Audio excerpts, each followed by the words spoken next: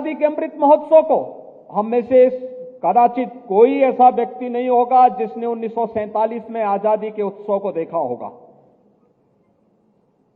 लेकिन आजादी का मतलब क्या होता है? ये प्रधानमंत्री मोदी जी के नेतृत्व में 140 करोड़ की आबादी के भारत ने उस उत्सव के साथ जुड़ करके हर घर तिरंगा लगा करके अपने आप को साबित किया था कि आजादी के वास्तविक उत्सव का मतलब क्या होता है। आजादी के अमृत महोत्सव के आयोजन में हर घर तिरंगा के माध्यम से हर एक भारतवासी का आजादी के उत्सव के साथ जुड़ना या आजादी के महोत्सव को कई गुना अधिक रोमांचित और उत्साहपूर्ण बना लिया। भाइयों बहनों, इस दौरान ढेर सारी उपलब्धियां स्वतः ही भारत के अंदर विगत 8 वर्षों के अंदर हुए कार्य, प्रधानमंत्री मोदी जी के यशस्वी नेतृत्व में जो भी मानक गढ़े गए वे परिणाम हम सबके सामने आते हुए दिखाई दिए। याद करिए, जिस ब्रिटेन ने 200 वर्षों तक भारत में शासन किया था, आज उस ब्रिटेन को पछाड़ करके भारत आजादी के अमृत महोत्सव वर्ष में दुनिया की 5वीं बड़ी अर्थव्यवस्था बना है और बहुत शीघ्र प्रधानमंत्री मोदी जी के नेतृत्व में भारत दुनिया की 4थी बड़ी अर्थव्यवस्था बनने वाला है। ये पहली बार हो रहा है कि दुनिया की बड़ी बड़ी ताकतें जब कोरोना जैसी महामारी के सामने पस्त हैं,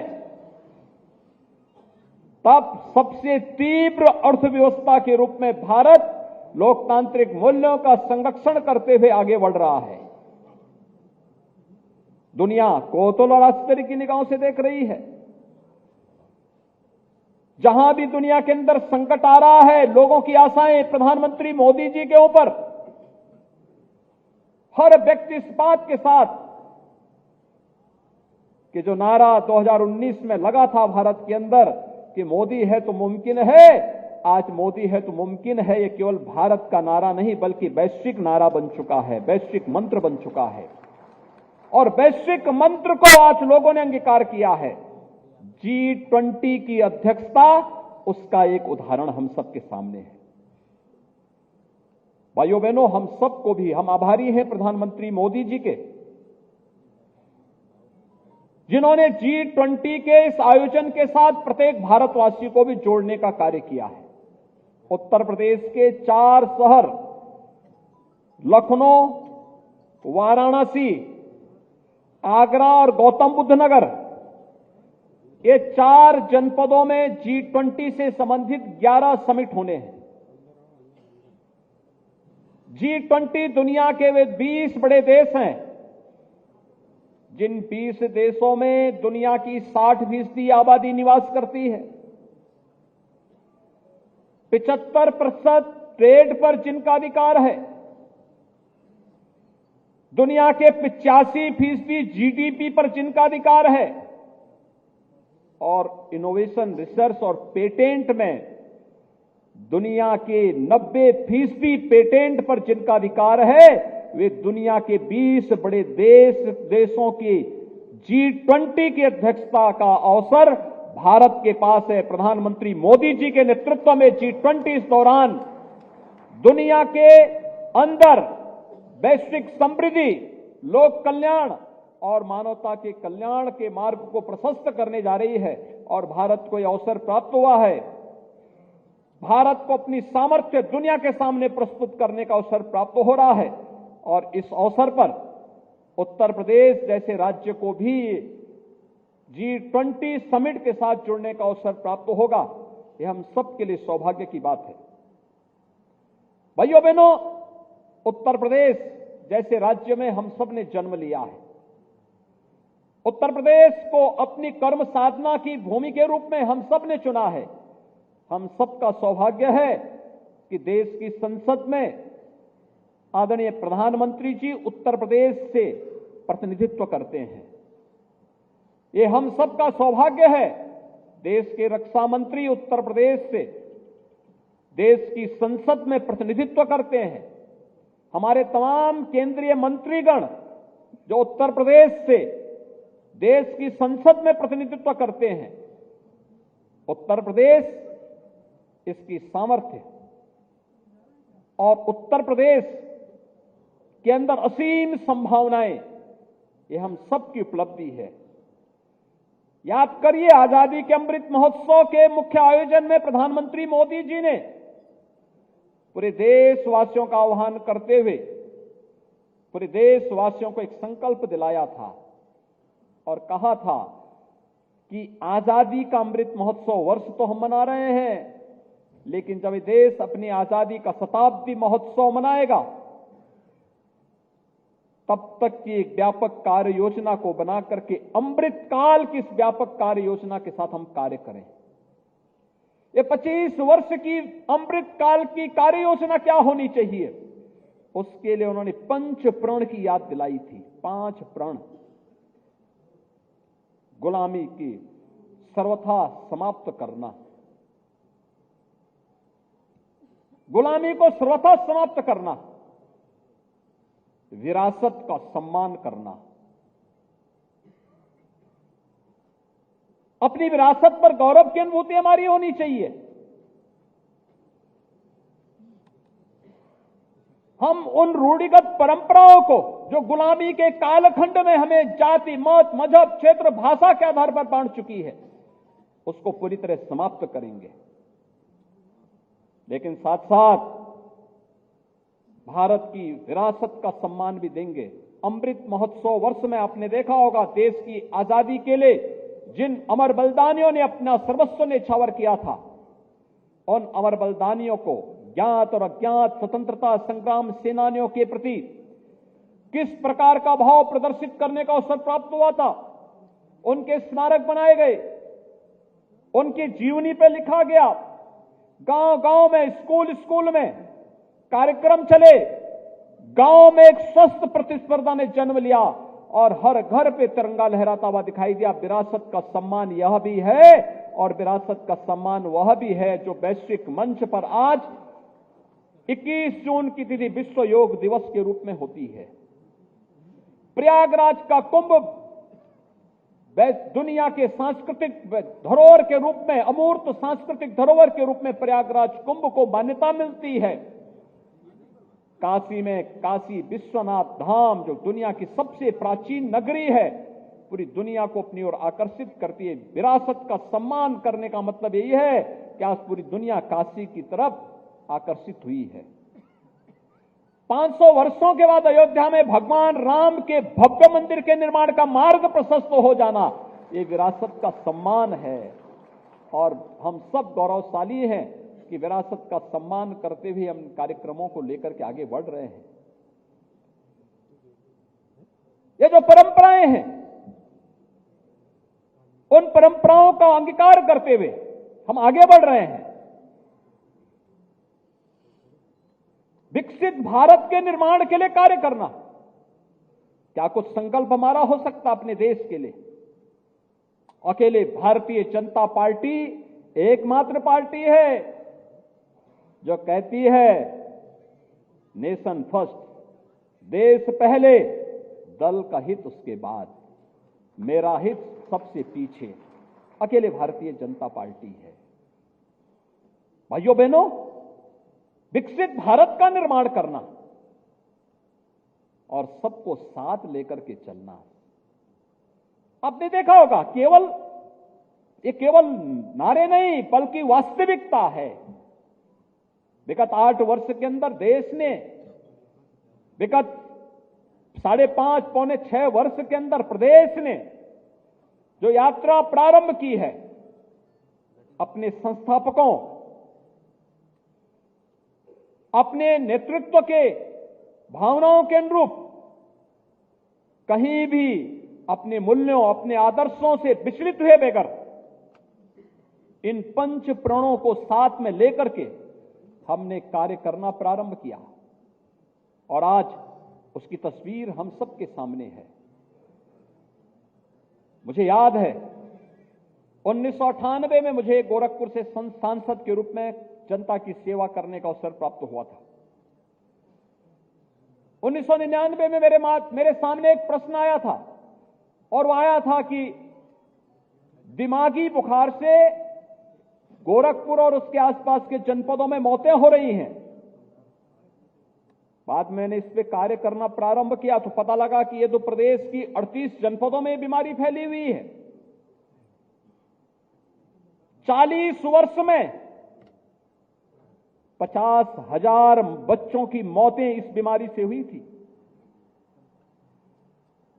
ऐसा नहीं कि इसका उपचार दुनिया के अंदर न रहा हो। जापान ने 1905 में दिमागी बुखार का वैक्सीन खोज निकाला था, इस बीमारी को नियंत्रित किया था। लेकिन भारत के अंदर दिमागी बुखार का वैक्सीन आने में कितना समय लगा? 100 वर्ष लगे, 100 वर्ष। जिन लोगों ने देश के अंदर 55 वर्षों तक शासन किया, क्या उनको ये मासूम बच्चे नहीं दिखाई दे रहे थे जो उत्तर प्रदेश के अंदर दम तोड़ रहे थे? लेकिन उनके एजेंडे में गरीब नहीं था, किसान नहीं था, मजदूर नहीं था, युवा नहीं था, वे माताएं नहीं थी जिनके मासूम बच्चे दम तोड़ रहे थे। उनके एजेंडे में तो जाति थी, जाति, मत था, मजहब था। और आश्चर्यजनक, इंसेफ्लाइटिस से होने वाली 90% मौतें अल्पसंख्यक और अनुसूचित समाज से होती थी।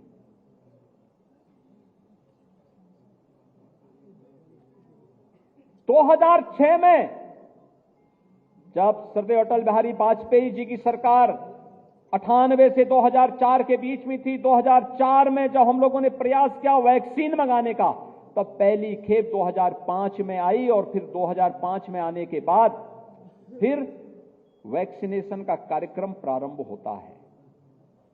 लेकिन भाइयों बहनों, आज प्रदेश में भारतीय जनता पार्टी की सरकार आने के बाद आदरणीय प्रधानमंत्री जी के मार्गदर्शन में प्रदेश 1 डिस्ट्रिक्ट 1 मेडिकल कॉलेज की तरफ भी बढ़ रहा है। लेकिन साथ साथ इंसेफ्लाइटिस से होने वाली मौत को 95% नियंत्रित करने में भी सफलता प्राप्त कर ली गई है। अब कोई मासूम दिमागी बुखार से असमय दम नहीं तोड़ेगा, एक पुख्ता व्यवस्था कर दी गई है। लेकिन उस वैक्सीन को आने में 100 साल से अधिक समय लगे। लेकिन इस सदी की सबसे बड़ी महामारी के दौरान पूरी दुनिया पस्त थी, लोगों की समझ ही में नहीं आ रहा था। लेकिन प्रधानमंत्री मोदी जी के नेतृत्व में भारत ने दुनिया के 2 सबसे प्रभावी वैक्सीन बनाने में सफलता प्राप्त की, वह भी मात्र 9 महीने के अंदर। और भारत 220 करोड़ वैक्सीन की फ्री डोजेज अब तक अपने नागरिकों को दे चुका है और दुनिया के भी दर्जनों देशों को वैक्सीन मैत्री के रूप में वैक्सीन फ्री में उपलब्ध करा चुका है। यह है भारत का सामर्थ्य। किसी भी महामारी का अब तक का तो सबसे सेटबैक रहा है, वो क्या था? वो ये था कि वैक्सीन नहीं होती थी। स्पेनिश फ्लू के सबसे अधिक मौतें भारत के अंदर हुई थी।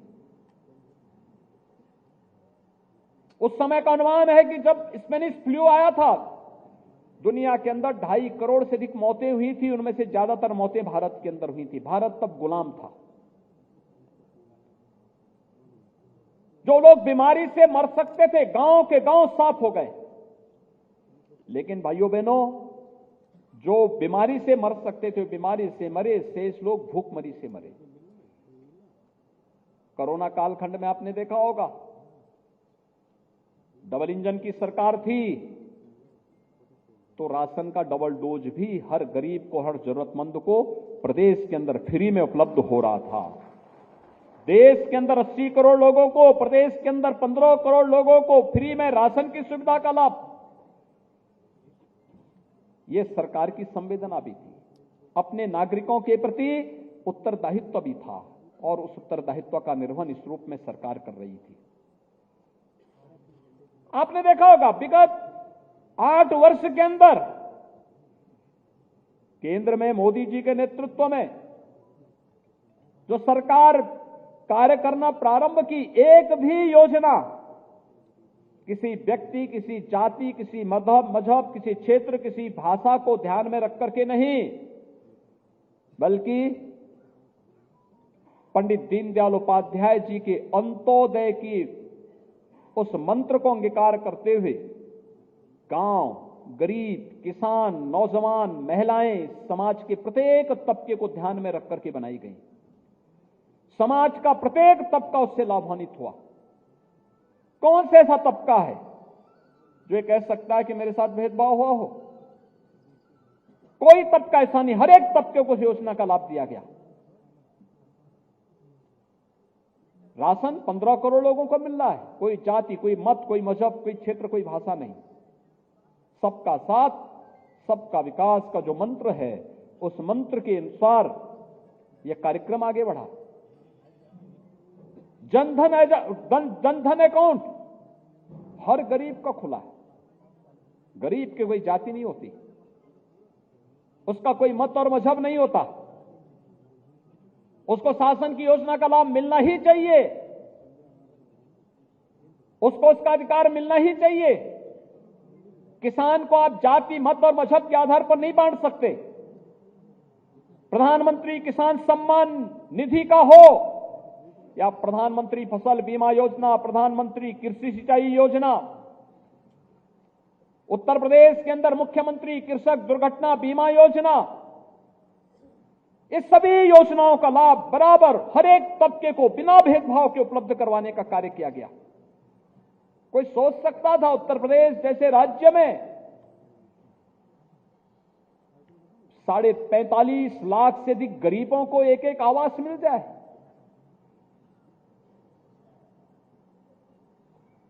2,61,00,000 गरीबों को एक एक शौचालय उपलब्ध हो जाए?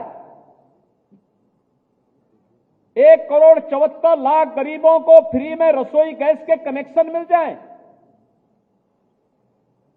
1,55,00,000 गरीबों को फ्री में विद्युत के कनेक्शन मिल जाए?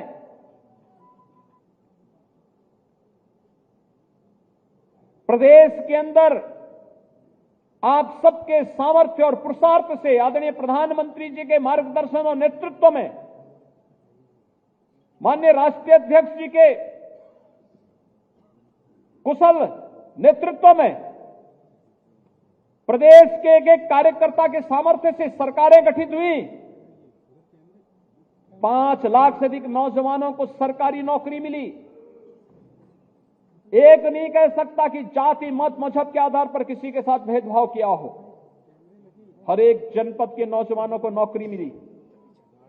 हर एक जनपद के नौजवानों को प्रदेश के अंदर अपनी प्रतिभा और अपनी ऊर्जा का उपयोग करने का पूरा अवसर मिला। सभी नियामक संस्थाओं की कार्य पद्धति किस रूप में है, सबके सामने है। प्रदेश के अंदर सुरक्षा और सुशासन का जो मॉडल खड़ा किया गया, आज परिणाम है दुनिया का हर बड़ा निवेशक आज उत्तर प्रदेश में आकर के निवेश करना चाहता है।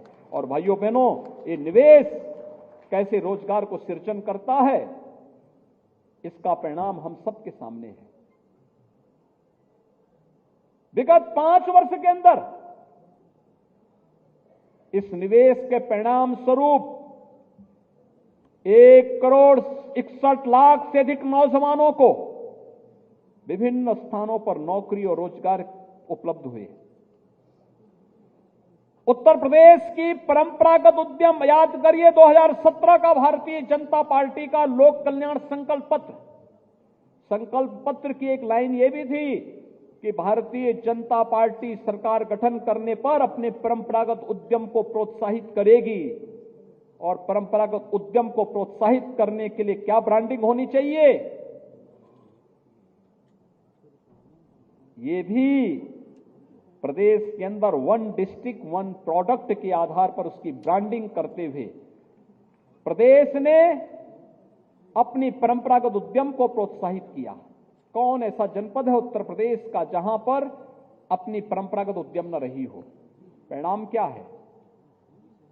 रोजगार मिला, नौकरियां सृजित हुई, उत्तर प्रदेश का एक्सपोर्ट बढ़ा।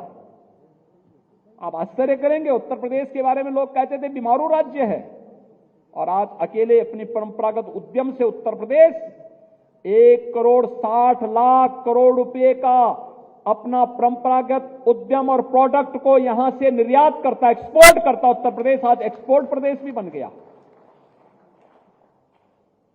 उत्तर प्रदेश एक्सपोर्ट प्रदेश बन सकता है, यह भी आज देखने को मिल रहा है। ये एक नए सामर्थ्य को, उत्तर प्रदेश का एक नया सामर्थ्य सामने आ रहा है।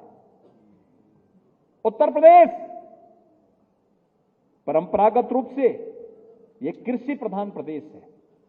दुनिया की सबसे उर्वरा भूमि हमारे पास, अनेक उपलब्धियां हैं, देश की आत्मा है, देश का हृदय स्थल है। भगवान राम ने यही जन्म लिया, भगवान कृष्ण ने यही जन्म लिया, बाबा विश्वनाथ का धाम इसी प्रदेश में, पूरा वैदिक ज्ञान को लिपिबद्ध करने की भूमि नैमिषारण्य उत्तर प्रदेश में, मां गंगा, यमुना और मां सरस्वती का संगम, कुंभ की पवित्र पावन भूमि प्रयागराज उत्तर प्रदेश में,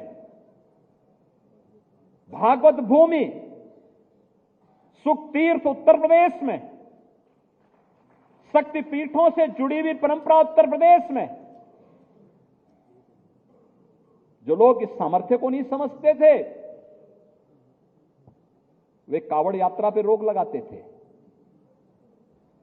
वे राम जन्मभूमि के बारे में टिप्पणी करते थे, परिंदा भी पर नहीं मार सकता, इस प्रकार की टिप्पणी करते थे। आज जब माननीय उच्चतम न्यायालय के द्वारा अयोध्या में राम जन्मभूमि से संबंधित ऐतिहासिक फैसला आता है, तब एहसास होता है कि हमारे विचार परिवार के द्वारा पूज्य संतों के नेतृत्व में जो आंदोलन सरदेव अशोक सिंघल जी के मार्गदर्शन में उस समय आगे बढ़ा था, वह सही था और उसकी दिशा एकदम सही थी। ये चीजें दिखाती हैं हमें अपनी विरासत पर गौरव की अनुभूति होनी चाहिए।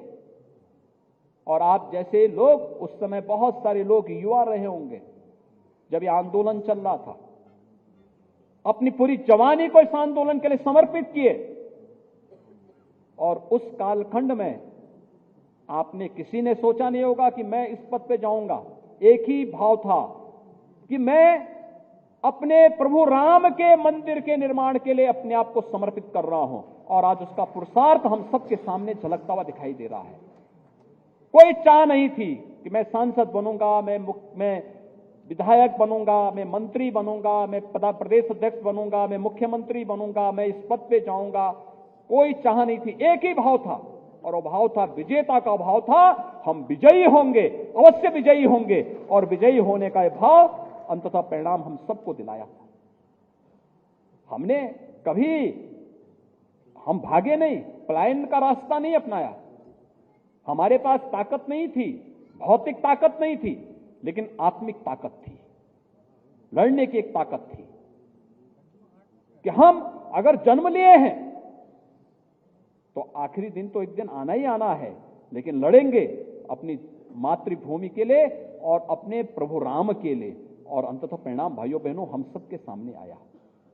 अंततः विजय तो, यह तो धर्मस्थ तो जय, ये तो होता है, सनातन वाक्य है, इस सनातन मंत्र है, इसको कोई अलग नहीं कर सकता है। और हम सब उस भाव के साथ आगे बढ़े, परिणाम हम सबके सामने है। जहां एक और भारत की सांस्कृतिक और आध्यात्मिक विरासत का हृदय स्थल उत्तर प्रदेश है, वहीं सबसे समृद्ध खेती भी हमारे पास है। कोई अनुमान कर सकता है 5 वर्ष में 1,90,000 करोड़ रुपए की राशि केवल गन्ना किसानों के खाते में डीबीटी के माध्यम से गया है, केवल डीबीटी के माध्यम से। कोरोना कालखंड में, इस सदी की सबसे बड़ी महामारी में दुनिया के चीनी उद्योग बंद हो गए, अकेले उत्तर प्रदेश डटा हुआ है कि कोरोना के बावजूद हमारी सभी 119-120 चीनी मिलें चल रही हैं, और उसको इथेनॉल की टेक्नोलॉजी के साथ जोड़कर के सबसे बड़े चीनी उत्पादक ही नहीं है। 2017 तक उत्तर प्रदेश सबसे बड़ा चीनी उत्पादक नहीं था, पिछड़ गए थे, आज सबसे बड़ा चीनी उत्पादक भी है और दुनिया का सबसे बड़ा इथेनॉल उत्पादक राज्य भी बना हुआ है। आपने देखा होगा किसानों को कैसे क्रय केंद्र के माध्यम से उसकी उपज को सीधे खरीदा जा रहा है। हम लोग अब तक 60 लाख मीट्रिक टन धान का क्रय इस वर्ष कर चुके हैं, अब तक किसानों से कर चुके हैं। रिकॉर्ड मात्रा में है, रिकॉर्ड मात्रा में धान का क्रय सीधे किसानों से हो रहा है। कभी नहीं हुआ, मीडिएटर थे। आज सारी एमएसपी का लाभ किसान को उसके खाते में पैसा भेज करके किया जा रहा है। किसान के लिए योजनाएं, 2 करोड़ 60 लाख किसानों को प्रधानमंत्री किसान सम्मान निधि का लाभ मिल रहा है। 23 लाख हेक्टेयर भूमि को अतिरिक्त सिंचाई की सुविधा, सरयू नहर राष्ट्रीय परियोजना हो, बाण सागर की परियोजना हो, अर्जुन सहायक जैसी परियोजनाएं हो, इन सभी परियोजनाओं के माध्यम से युद्ध स्तर पर कार्य करते हुए उन कार्यक्रमों को आगे बढ़ाया है। हम लोग जब 2017 में आए थे तब प्रदेश के 34 जनपद बाढ़ के प्रति अति संवेदनशील थे। हमने पूरी पारदर्शिता और ईमानदारी के साथ कार्य किया। आज स्थिति क्या है? बामुश्किल 3 से 4 जनपद ऐसे रहते हैं जो अभी संवेदनशील बने हुए हैं, और जिस पर जो कार्य योजना बनाई गई है, जिस दिन ये लागू होगी उस दिन उत्तर प्रदेश बाढ़ से मुक्त होगा। सबसे अधिक जल संसाधन होगा लेकिन बाढ़ से मुक्त भी होगा। और अब ये नदियां तो हमारी सामर्थ्य को प्रदर्शित करने का माध्यम बनी है। भाइयों बहनों, वैश्विक मानचित्र पर समृद्धि का एक मानक जल मार्ग भी बनता है, लेकिन उत्तर प्रदेश की सामर्थ्य का उपयोग नहीं हो पाया। आदरणीय प्रधानमंत्री जी ने उत्तर प्रदेश की सामर्थ्य को पहचाना और देश का पहला वाटरवे हल्दिया से वाराणसी के बीच में प्रारंभ हो चुका है। अब हमारा किसान और हमारा उद्यमी अपने प्रोडक्ट को यहां से पूर्वी बंदरगाह के माध्यम से दुनिया के बाजार में पहुंचा सकता है। आपने देखा होगा अभी प्रधानमंत्री जी ने 13 जनवरी को दुनिया के सबसे बड़े रिवर क्रूज को भी वाराणसी से डिब्रूगढ़ के लिए प्रस्थान करवाया। दुनिया आज आकर्षित है उत्तर प्रदेश के प्रति, भारत के प्रति, और उत्तर प्रदेश के सामर्थ्य को हम सबको समझना होगा। उस पूरे सामर्थ्य को नेतृत्व देने वाली टीम यही है जो यहां पर बैठी हुई है, और इसीलिए आप सब जब इस व्यवस्था के साथ जुड़े हुए हैं, आप सबका हम आह्वान करना चाहेंगे कि हम सबको आज इस बात पर गौरव की अनुभूति होनी चाहिए कि हमारे पास एक समृद्ध विरासत है, पार्टी की भी, पूर्वजों की भी, और साथ साथ प्रदेश के अंदर प्रकृति और परमात्मा के द्वारा प्रदत्त जिस प्रकार की समृद्धि हमारे पास है, इन सबको अगर हम लेकर के चलेंगे, ये सभी हमारे पास है। G20 के लिए अपने आप को तैयार करना है, केवल एक सरकारी आयोजन न हो जाए, हम सब की भी अपनी भूमिका होनी चाहिए। आतिथ्य करने का एक अवसर प्राप्त होगा हम सबको। दुनिया के 20 बड़े देशों के साथ साथ 9 मित्र देशों के प्रतिनिधि भी इस आयोजन में आएंगे, और उस आयोजन को भव्य और दिव्य रूप प्रदान करना है, जैसे प्रयागराज कुंभ का हुआ था। प्रयागराज कुंभ में क्या भव्य और दिव्य रूप दिया, दुनिया आकर्षित हो गई। 2013 में महाकुंभ था, कुल 12 करोड़ श्रद्धालु आए।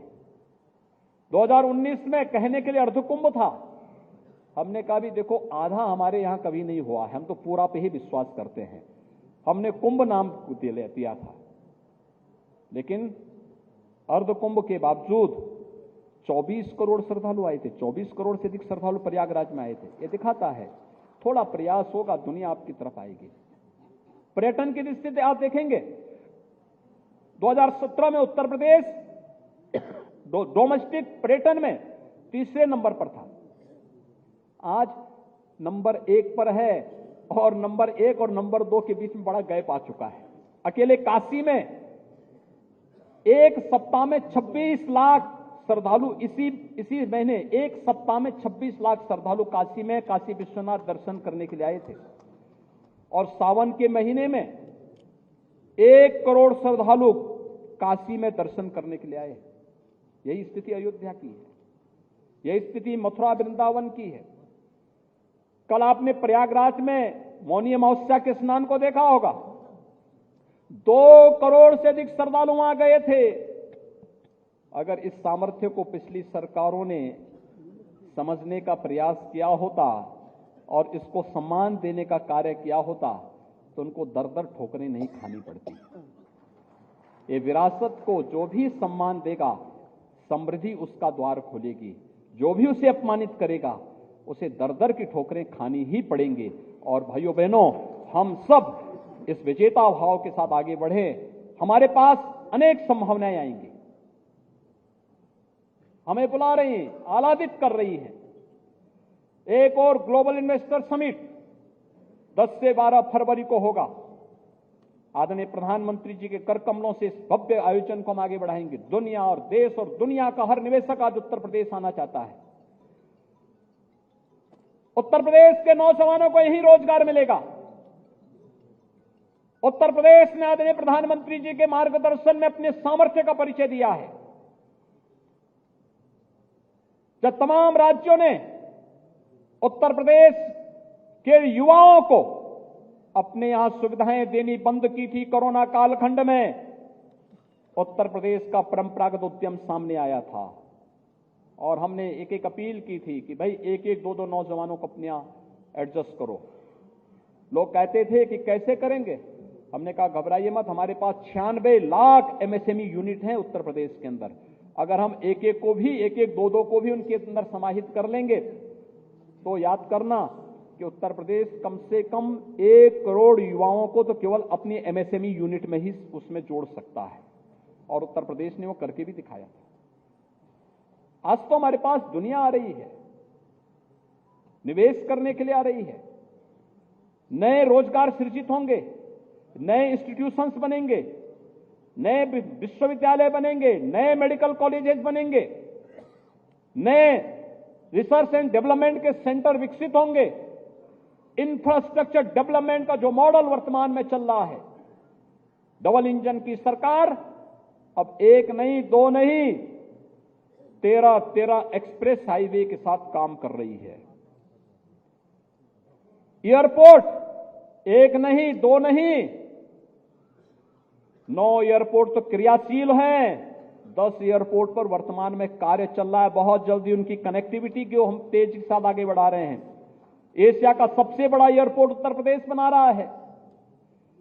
इंटर स्टेट कनेक्टिविटी को 4 लेन के साथ जोड़ा जा चुका है।